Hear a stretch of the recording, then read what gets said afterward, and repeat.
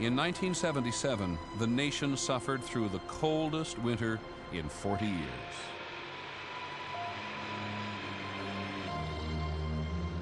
We were buried for weeks in Niagara Falls.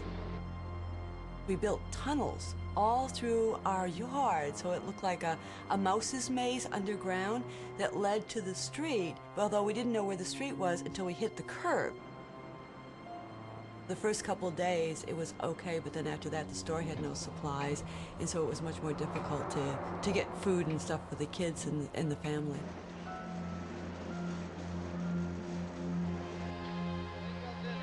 The extremely cold weather this winter has dangerously depleted our supplies of natural gas and fuel oil and forced hundreds of thousands of workers off the job.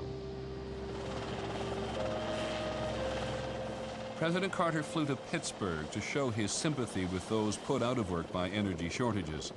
The continuing crisis, he said, meant sacrifice for the entire country. If we can get everyone in this country to cut down drastically on heat consumption, we can keep tens of thousands of Americans employed. Now, I've got on heavy underwear, and the White House is cold inside, but we've gotten accustomed to it. And I hope that all the people in this country will realize that we're in it together.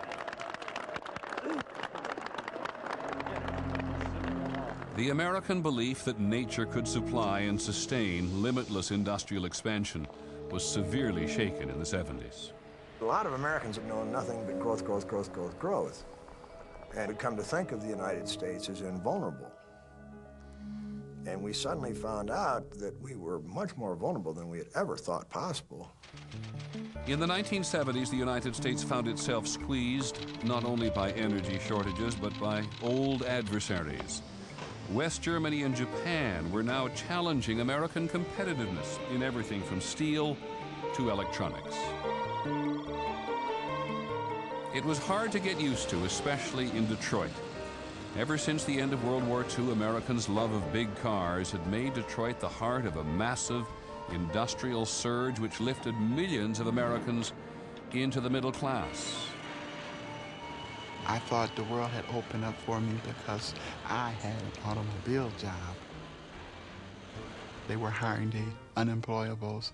We really could get a job to get that American dream, to get a house, to get a brand new car, to really be able to take care of your family. The car industry in America built cars for Americans. And Detroit said, you will buy what we produce. We know better than you do what you want, and therefore we'll produce what we know you want, and then you'll buy it. They just kept building those big, huge cars.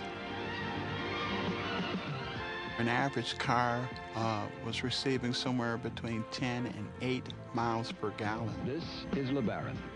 I own one myself. With the character of a I used to pull it up in my driveway and go in the house, and I could listen, and it'd still be drinking gas while it's parked. But German and Japanese state-of-the-art factories were turning out small, fuel-efficient cars with unexpected zip. The Rabbit, quicker from 0 to 60 than a Jaguar XJ6M. People like myself at the time were really attracted to these cars. The new Datsun 200SX, 5-speed stick, 4-wheel disc brakes. This was good stuff. Besides which, the cars ran great, they had good fuel economy, and the quality was top-notch. By 1979, foreign cars had captured 25% of the American automobile market. To make matters worse, government regulations on safety, mileage, and emissions had sent the big three automakers reeling. Chrysler had acres of unsold cars and was struggling for survival. I relied on Chrysler for a job, and it was gonna never end. Well, it did end. It was a devastating time for the industry. Thousands, tens of thousands of people were losing their jobs. My God, you could walk into the employment office and may not get in that day because so many jobs were lost. That's when I realized it was a step between me and the welfare line. They did lose homes, they did lose cars, they did have a lot of divorces at that time. And a lot of people picked up and left the city of Detroit. In fact, so many people were leaving at that time that a saying cropped up of, you know, the last person to leave Detroit, please turn out the lights. Millions of people followed their dream to states across the South, where the oil industry was pumping at full tilt, and new electronic industries took advantage of cheaper energy and non-union labor. They left behind a rust belt of obsolete industries, massive unemployment, and in some American backyards, a dangerous legacy of the country's decades of industrial prosperity. In Niagara Falls, New York, many people worked at Hooker Chemical. Chemicals to us meant a good economy. It meant that my husband was going to continue to be employed. It meant that our mortgage would be paid, our children could have clothes and food on the table. It meant to us a whole lot of realities. But then, in 1978, Lois Gibbs' 2 children fell ill. Michael developed asthma and epilepsy, a liver problem, an immune system problem, skin problems. And then after a short while, Melissa got very sick too. And I asked the pediatrician, like, what is going on? And he said, I don't know, you just must be an unlucky mother with a sickly child. But then Lois happened to read an article about chemical dumps in the city of Niagara Falls.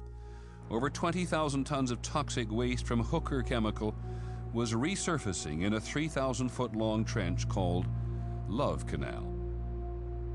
Oh my God, this is the answer. My children are being poisoned. Residents were convinced that leaking poisons were causing an unusually high number of illnesses and birth defects in the neighborhood. Why can't you just move everybody for once? We're going to go through Fear and anger turned workers and housewives into activists who demanded to be relocated at state expense.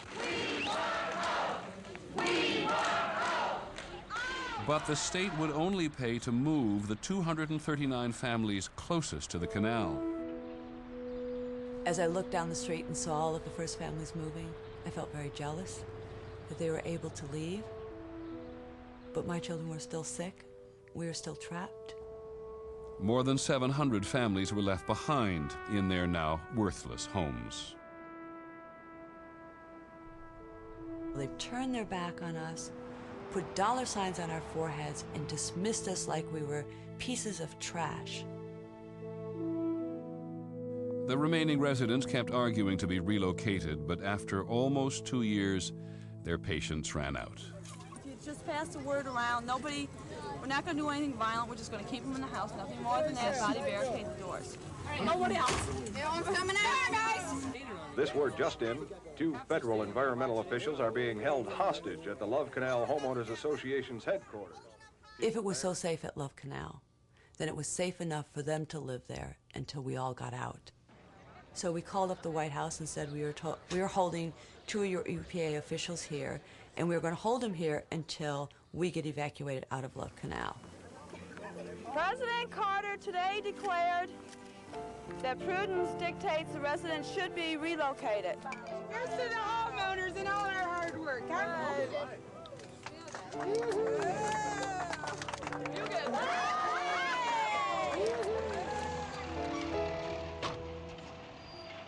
It was a big victory for Lois Gibbs and her neighbors. But as they made toxic cleanup a national issue, some 30,000 other dangerous waste sites were discovered across the country. Americans now had something new to fear, the very ground they walked on.